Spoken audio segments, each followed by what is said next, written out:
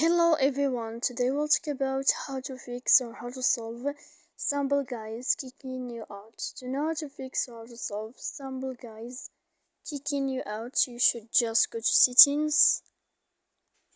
Here in this page we click apps, default apps, app settings. Then in this list you will search about this window of Stumble Guys and you will enter. Here in this page of app info you will click on first stop and you will click OK. Then you will enter to this window of storage.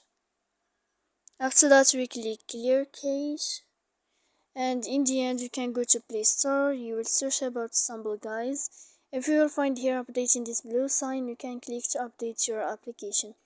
So please don't forget to support us by like and subscribe.